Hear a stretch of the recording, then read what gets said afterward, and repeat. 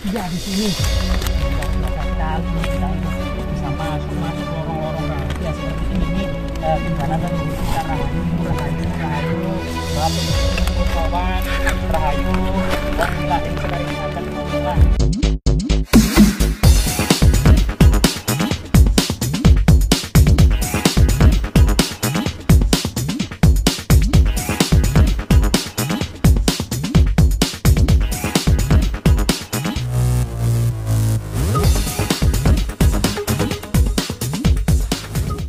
Kerajaan Majapahit telah berjaya di abad ke-14 Masehi. Yang 700 tahun sebelumnya Kerajaan Sriwijaya berjaya di Sumatera. Sedangkan 700 sebelumnya pada awal Masehi Kerajaan Funan di lembah Sungai Mekong. Ini merupakan kerajaan Melayu ya, yang merupakan sebuah prestasi yang membanggakan di Kepulauan Nusantara termasuk di Asia Tenggara. Sehingga kemudian selain kemudian kebesaran dan kejayaannya, falsafah hidupnya sangat unik ketika di dunia lain, di belahan dunia lain ya, dirundung perang saudara. Tetapi di Majapahit tertuliskan sebuah tinta yang abadi, Bhinneka Tunggal Ika. Berbeda-beda tetapi tetap satu. Ini sesuatu yang sangat luar biasa sekali, sebuah cita rasa pluralis yang sangat luar biasa di Majapahit. Di ibu kota Majapahit di Trowulan beragam agama, Siwa Siddhanta maupun Buddha Mahayana, berbagai macam aliran Karesian, Kabuyutan, termasuk Islam di Troloyo telah berkembang di ibu kota kerajaan Majapahit. Semuanya bersatu padu dan tidak ada perbedaan di antara mereka ketika raja-raja menggunakan kitab Sota Soma yang ditulis oleh Empu Tantular, Bhinneka Tunggal Ika, termasuk Pancasila yang ada di dalamnya. Kita saat ini berada di sebuah reruntuhan kuno ya, yang begitu indah pada masanya, namun saat ini memang tinggal sebuah puing berserak. Memang kerajaan Majapahit dan kerajaan Singosari yang besar di Jawa Timur ini pernah mengirimkan ekspedisi Pamalayu untuk kemudian menyatukan Dharmasraya Melayu ya, termasuk kemudian menyatukan seluruh pulau-pulau di Nusantara. Bahkan pada masa kerajaan Majapahit, pada masa Ratu Tribhuwana, semboyan atau Sumpah Amukti Palapa didengungkan oleh Mahapati Ganyapanda untuk memayungi Nusantara.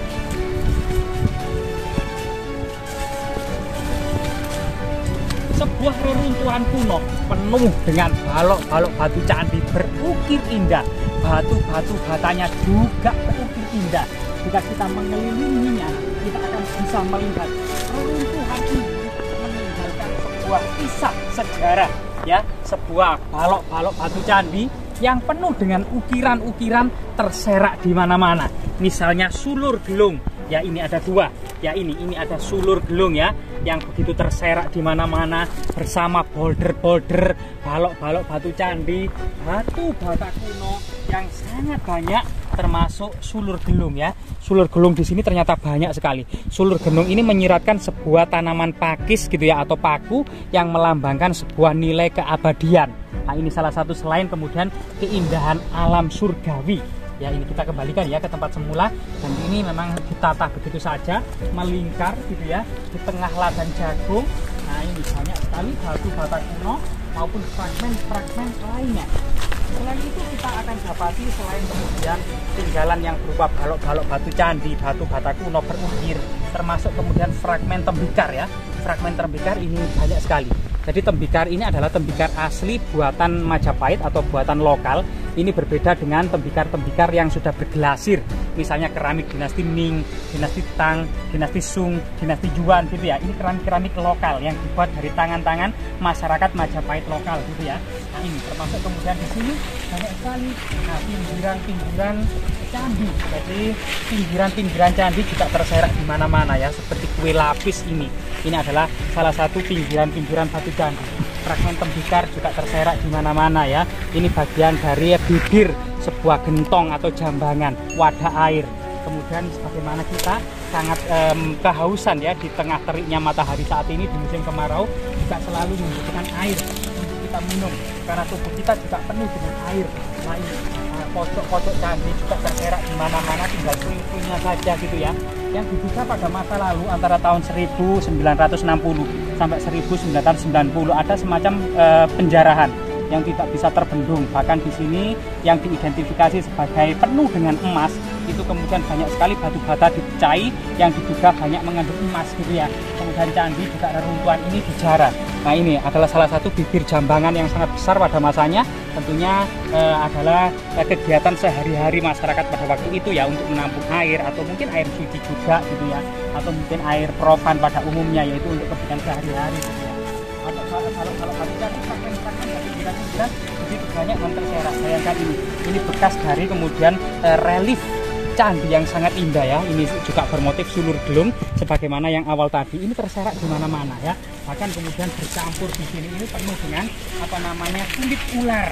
Nah ini banyak sekali kulit ular, yang artinya di reruntuhan ini juga banyak sekali ularnya kan gitu ya, ular-ular asli ini. Nah ini selain itu juga kemudian boulder atau batu-batu gundul, batu-batu gundul atau batu-batu alam ini juga banyak. Kemudian juga penyusun bagian dari sebuah struktur bangunan suci ini. Jika kita terus keliling gitu ya, pinggiran-pinggiran batu candi itu banyak sekali gitu ya, dan banyak sekali kita terus kemudian menggali bagaimana kemudian memikirkan konstruksi dahulu bangunan ini ya, penuh dengan batu bata kuno yang tinggal fragmen-fragmen saja atau berupa fragmentaris saja. Dan ini adalah pohon Kamboja raksasa, meskipun guling, meskipun tumbang, tapi pohon Kamboja ini berusaha untuk tetap hidup, tetap berbunga, tetap berdaun, ya tetap berbunga. Yang artinya memang kehidupan kita meskipun banyak masalah yang menimpa kita sampai mengguling seperti ini, tapi kita harus tetap hidup, tetap bersemangat ya, untuk kemudian mencari ilmu, menggali sejarah dan pola-pola kehidupan di masa lalu. Sehingga kemudian jika kita masuk ke sana ya, ini kemudian kita akan mendapati ternyata dahulunya candi ini sangat indah dan sangat megah pada masanya. Coba kita masuk, rahayu. Nah,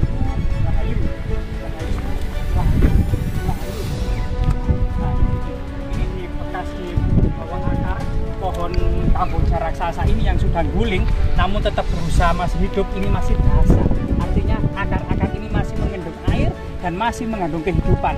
Banyak sekali balok-balok batu candi, termasuk batu bata kuno yang dicengkeram oleh akar pohon ini. Dan sebagian masyarakat, sebagian berkumpulkan di sini. Lihat ini, antefik sangat indah, ceplok dan sulur gelung, lambang surgawi, alam surgawi yang penuh dengan keindahan ya. Di sini juga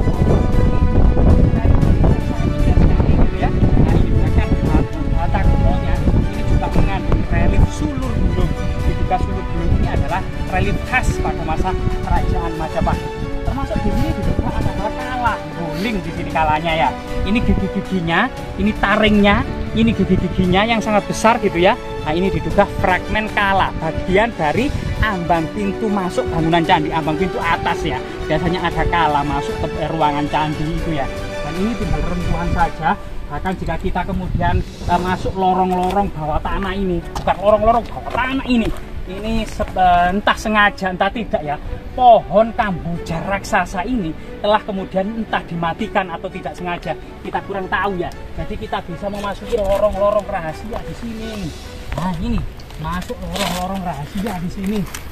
Luar biasa sekali ini, kita itu bisa masuk lorong-lorong rahasia seperti ini. Tinggalan leluhur kita, rahayu bapak tuh kawan, rahayu wong wilahin sekarang berangkat kaulah sekarang makan. Ternyata di lokasi ini teman-teman, ayo masuk teman-teman, kameramen bisa merunduk awas ketatap kepalanya dengan arang ya, ketatap ya. Nah, ini ternyata banyak sekali kemudian bongkahan yang terserak.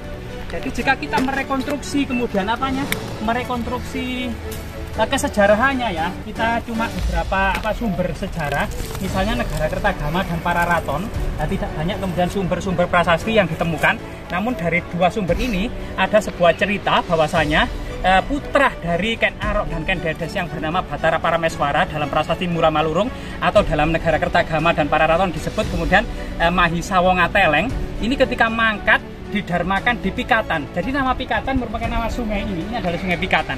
Sehingga kemudian lokasi Pikatan yang ada di Gondang ini diduga merupakan sebuah candi pendarmaan dari kakek buyut Sang Ramawijaya, sang pendiri kerajaan Majapahit yang bernama Mahisa Wongateleng atau Batara Parameswara ya.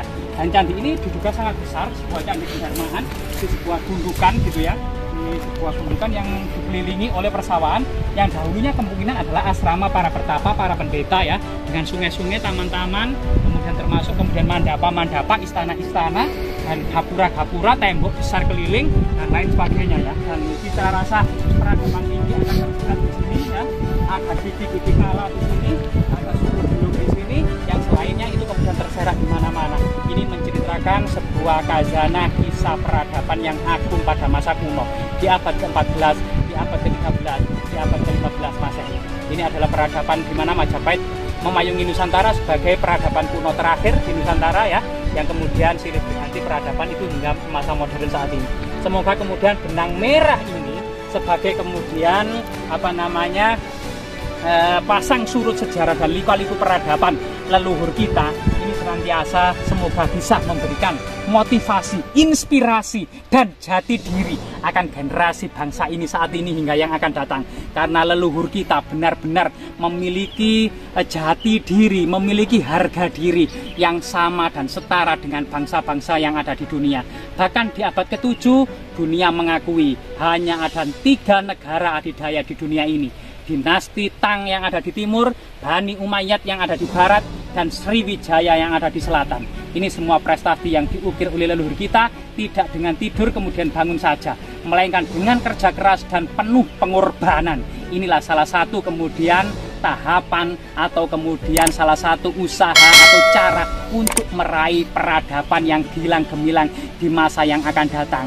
Tidak lain dan tidak bukan adalah dengan pengorbanan dan dengan kerja keras. Semoga bermanfaat.